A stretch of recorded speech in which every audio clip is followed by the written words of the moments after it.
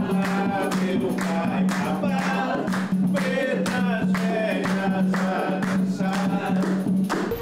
Há pouco mais de 11 anos, a Lei 10.639 foi criada com o intuito de levar para a sala de aula mais sobre a cultura afro-brasileira e africana do que a escravidão negra no Brasil. Propondo novas diretrizes para ressaltar e valorizar a presença africana na nossa sociedade, além de ser instrumento contra o preconceito e a discriminação racial, a lei até hoje gera discussões sobre o seu cumprimento nas escolas.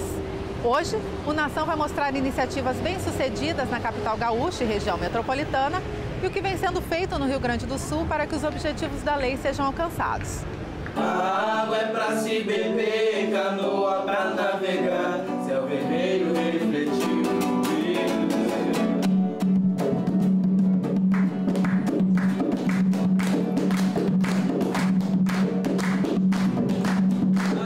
Professora, eu gostaria que a senhora nos contasse, para quem conhece pouco ou para quem sabe que a lei existe, mas não sabe do que se trata, o que é a Lei 10.639? A Lei 10.639 de 2003, ela institui a obrigatoriedade do ensino da história e cultura africana e afro-brasileira nos currículos da educação básica.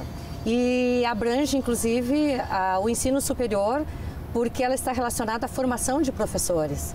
E essa lei também, ela estabelece novas diretrizes e práticas pedagógicas que reconheçam a importância do africano e do povo afro-brasileiro nos processos de formação nacional. A lei tem motivado cursos de formação de professores em nível de especialização e extensão. Não temos ainda uma supervisão, um monitoramento para saber quais os efeitos dos egressos, dos que fazem a formação, e mais também especificamente sobre as experiências que estão acontecendo nas escolas. O material didático já está preparado para que seja aplicado nas escolas, se ele seja usado nas escolas? Uma das dificuldades que nós tínhamos é de ter no mercado editorial material didático pedagógico para dar conta desse trabalho nas escolas. O que se sabe é que a partir de 2003 foram crescentes a criação de livros e de ressignificação da história e da cultura afro-brasileira e africana nos livros didáticos. E mesmo assim, as escolas deverão ter esse material à disposição para que os professores venham a desenvolver seu trabalho. E ainda é bastante incipiente, apesar de 11 anos, a gente sabe que ainda temos que continuar buscando e fazendo mais. Eu acho que a questão dos mestres, né, estarem dentro da escola e adotar como obrigatoriedade nas disciplinas, em todos as matérias, em todos os graus, né, dentro do sistema oficial de ensino, passa por uma discussão do Ministério da Educação implementar esses projetos, como está aí a Lei 10.639, que ela foi, né, sancionada e tem todos os seus aspectos jurídicos, legais, mas na prática não existe, porque passa por um processo de formação de educadores. Muitas pessoas dizem assim, a Lei 10.639 não pode ser implantada, porque não temos pessoas com este conhecimento. Eu digo, não é verdade. Porque há mais de 10 anos, eu já fui na UBRA, a convite para fazer algumas palestras a respeito da Semana da Consciência Negra. Foi eu e o mestre Paulo Pisano, que é um homem de uma formação cultural africana muito grande. E lá nós dissemos aos professores e aos reitores, que lá estavam, tinham 2 reitores, e nós dissemos a eles que enquanto eles não olharem para dentro de nossas casas de matriz africana, com um olhar para aquelas pessoas, respeitando o conhecimento africano que elas têm, que é através da oralidade, daquilo que se põe à mão, que se faz e que vê acontecer, não vai ter professores capacitados para ensinar nossas crianças. Que não podemos forjar da noite para o dia alguém com conhecimento de ancestralidade africana. Uma coisa que leva anos e anos. Eu tenho 60 anos já, mas eu sou aprendiz. A nossa cultura africana, e o mestre Chico coloca isso com muita propriedade, é dizer que quem transmite esse conhecimento, ele tem vivências, né, diferente daquela transmitida pelo campo acadêmico.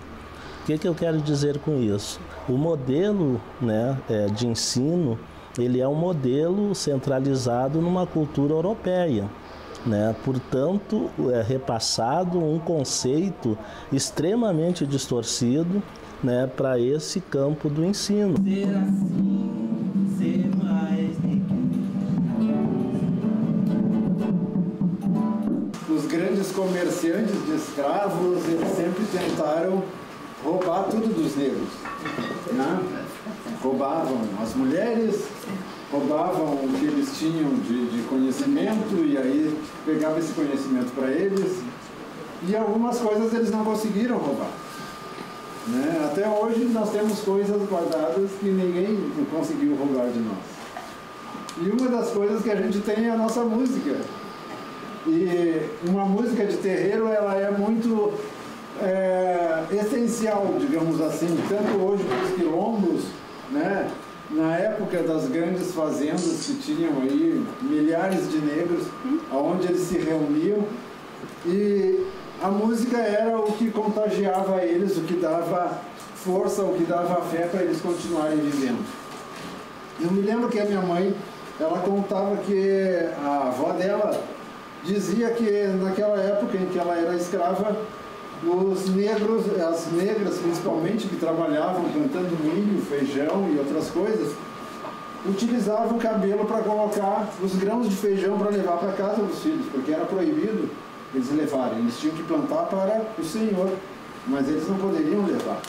E aí de noite as negras iam lá para a senzala, e aí começavam a tirar os grãos para fazer comida para os seus filhos.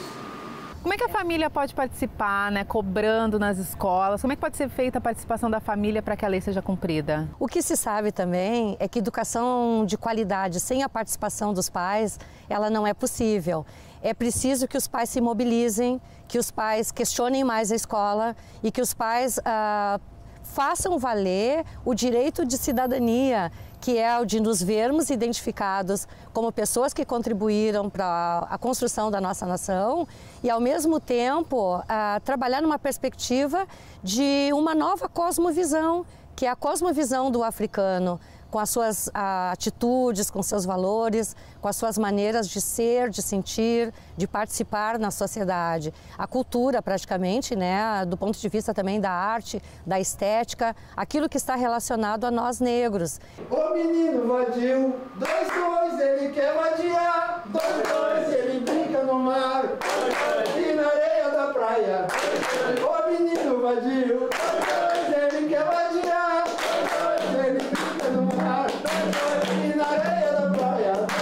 O menino vadio, 2, ele quer vadiar, ele brinca no mar, e na areia da praia. O menino vadio, 2, ele quer vadiar, ele brinca no mar, e na areia da praia. O menino vadio, 2, ele quer vadiar, ele brinca no mar, e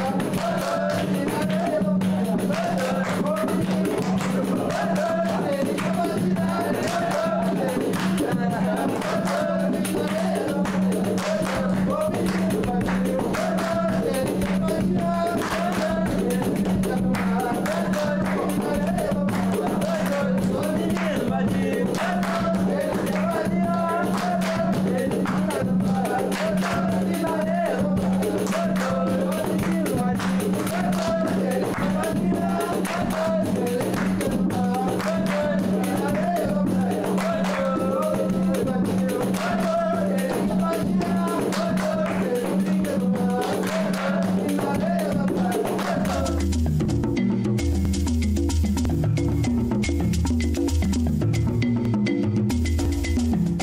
Iniciativas comprovam na prática que quando as diretrizes propostas pela lei são cumpridas, os resultados são positivos. Quebrando negro daqui e de lá, acordando os negros, assim vamos nós, ligando as forças do Ijexá. De novo, ó, vamos fazer o seguinte, quem é que sabe essa música, levanta a mão.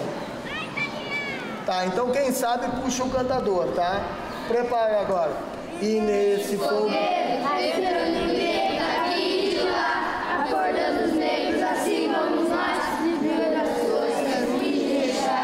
Aí agora a gente repete. E nesse folguedo, quebrando o beco daqui de lá, acordando negro, assim vamos nós, ligando as forças do Ijexá. Esse trabalho, ele é um trabalho da proposta de assessoria do Ateliê Livre. O Ateliê Livre é uma escola de arte municipal da Secretaria Municipal de Educação, que trabalha com as 4 linguagens da arte. E permeando essas linguagens, a gente tem a cultura afro-brasileira. Dentro dessa proposta de assessoramento, a gente tem um projeto chamado Arte na Cultura Afro-Brasileira, né? Onde tem um propósito de trabalho de folguetos afro-brasileiros, que nós temos a capoeira Angola como carro-chefe, trabalhamos com afoxé, maculelê, jongo, puxada de rede. Hoje a gente mostrou aqui o afoxé, certo? E nós trabalhamos o ano todo fazendo a capacitação de monitores do Mais Educação, para eles poderem multiplicar isso na escola, né? Isso que já vinha sendo feito numa escala menor no Ateliê Livre. A gente conseguiu atingir 10 escolas, hoje a gente se mantém 8 escolas com 800 crianças praticando folguedos afro-brasileiros, trabalhando os folguedos afro-brasileiros como uma perspectiva de arte, compreendendo como arte. Por que arte? Porque a arte sensibiliza. Então, quando a gente vai para a rua, todo mundo se sente tocado, ou pelo menos presta atenção. Só que não basta simplesmente só se sensibilizar.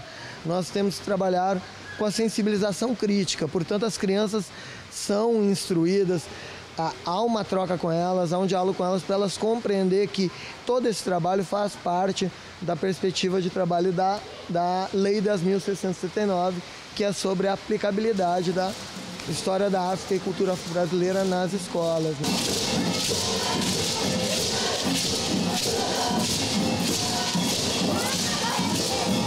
Todos tivemos assim uma experiência parecida, né? De chegar na escola e encontrar crianças ali que estão no seu horário contraturno, né? E passar para elas uma atividade que é capoeira, afoxé, maculelê, alguns ritmos, manifestações afro-brasileiras, né? As crianças gostam muito da parte musical, né? E rítmica também, né? A gente faz algumas coreografias e canta bastante várias músicas, né? De capoeira, de afoxé. E assim como elas vão conhecendo, o fato delas conseguirem tocar, delas conseguirem aprender a cantar, a mexer com o corpo, né? Elas vão ficando bem atraídas assim pelo trabalho, né? E aos poucos elas vão respondendo muito bem, né?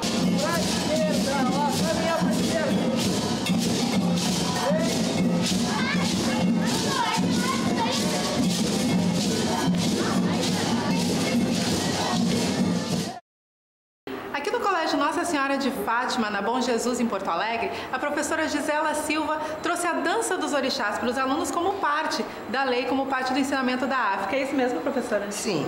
Em 2008, foi feita uma proposta de unir o útil ao agradável, vamos dizer assim. E a turma da coordenação cultural me fez uma pergunta e um desafio que eu aceitei, que foi formar a dança dos orixás. Para nisso divulgar a nossa lei, também foi uma parceria minha com os professores de história, aonde eles, de uma maneira e outra, eles não estavam conseguindo concatenar as coisas, e aí, a partir do grupo, a atenção foi mais, o pessoal ficou mais atento. Alguns para criticarem, outros para acharem lindo, mas houve aquela união. E o grupo não ficou somente dentro dos muros da Escola Nossa Senhora de Fátima. Fizemos várias apresentações em outros colégios e é onde a gente conseguiu mostrar que o negro não é só um escravo, que o negro é muito mais. Que no dançar do negro, no cantar do negro, ele está contando história, ele está trazendo ensinamento, ele está mostrando aquilo que de África realmente veio. Porque existem cogitações, mas a realidade ainda, apesar de todos esses anos que um pouquinho da cultura da gente vai se espalhando aqui e ali, ainda mais certo são essas músicas, esses cantos, esses axé, que nos trazem a história, que faz parte dessa lei.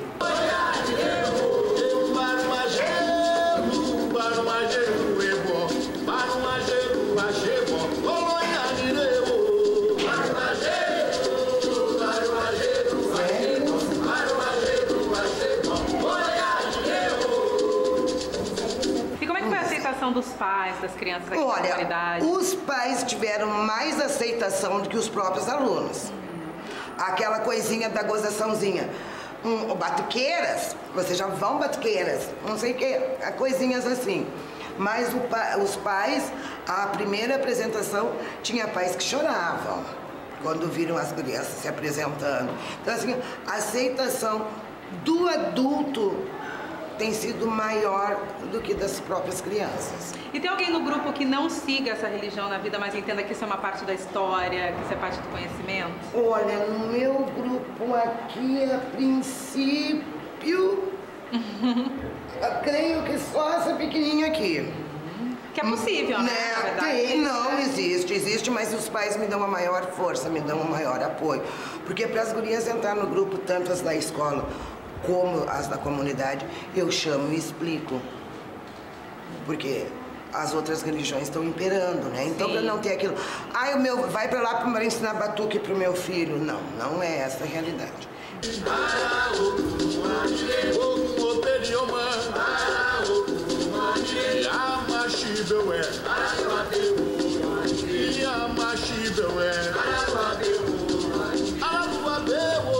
A gente tem um modelo diferente, que não é um modelo de chegar e apresentar a cultura.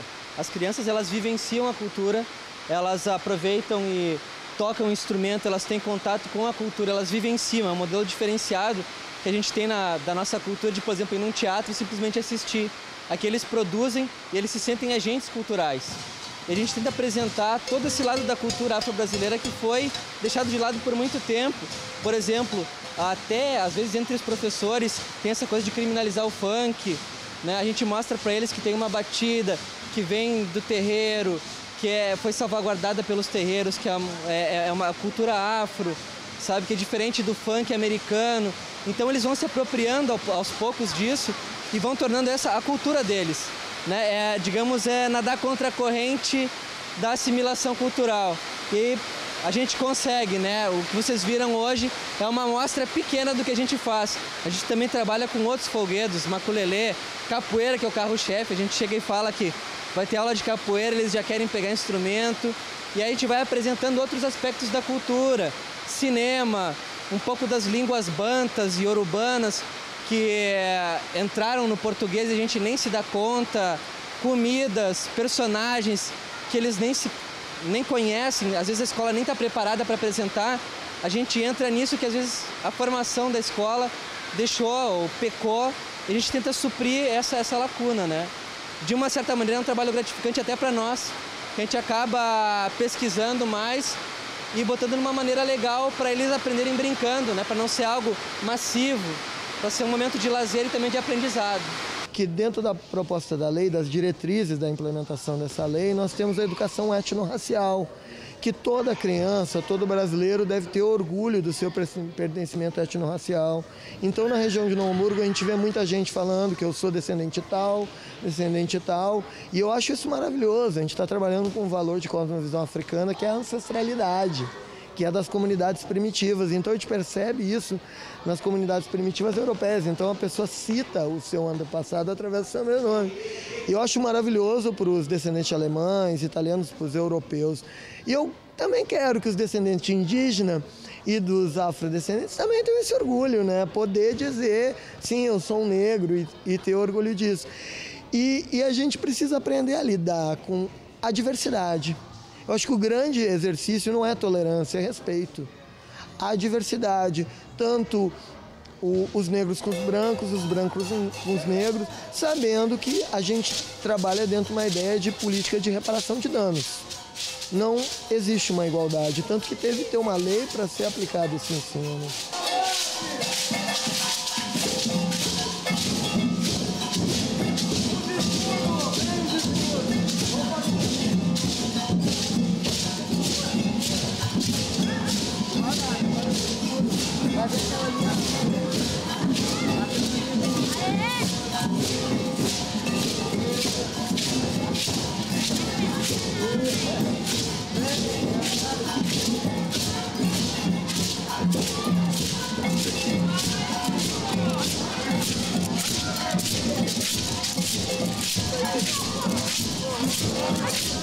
Thank you.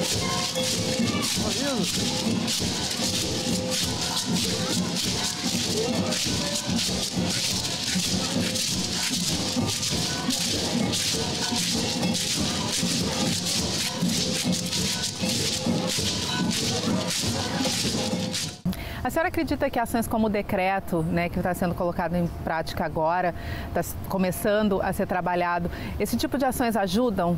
Olha, eu sempre penso que não é por decreto que a gente estabelece as coisas, mas o decreto foi necessário. Porque a educação não se dá por decreto, se dá por um processo de conscientização.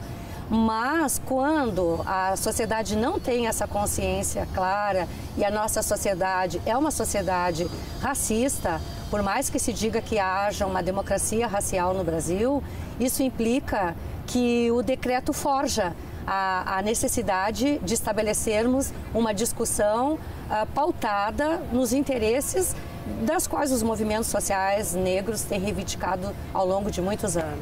Explica pra gente o que é esse decreto, o que foi feito, né? Como é que surgiu essa questão então do decreto em relação à Lei 10.639?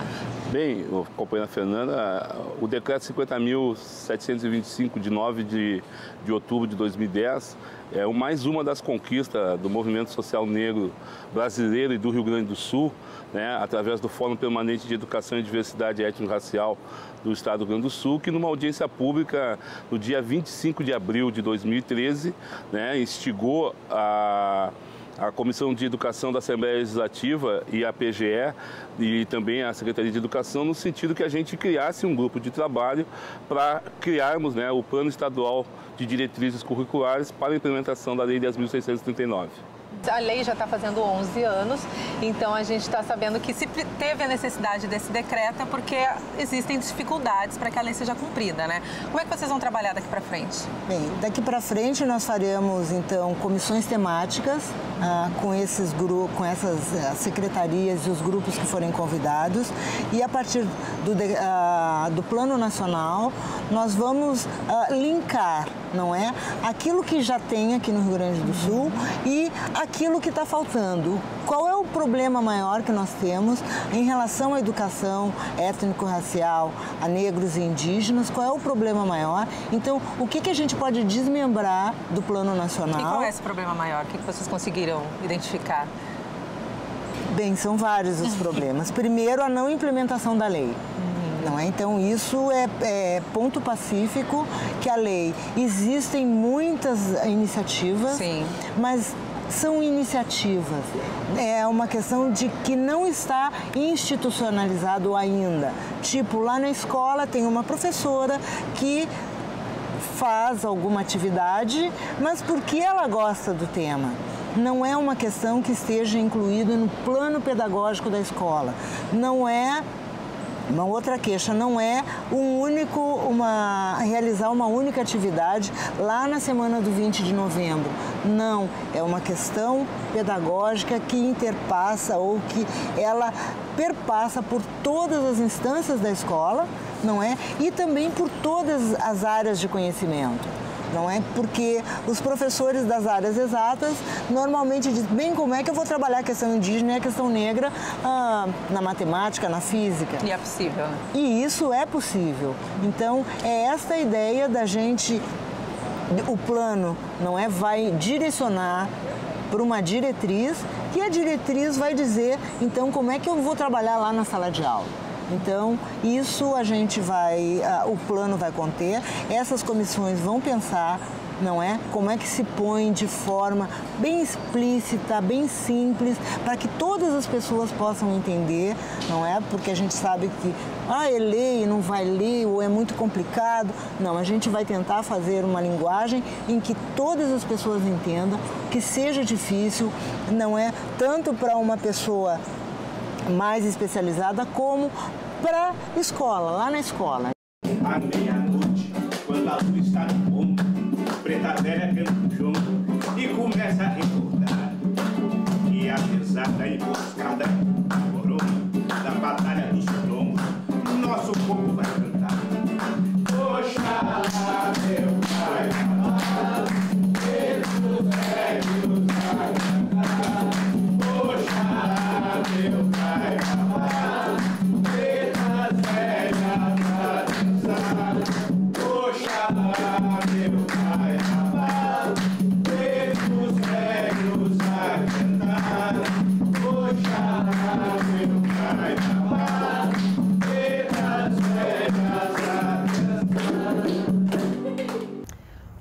vai ficando por aqui.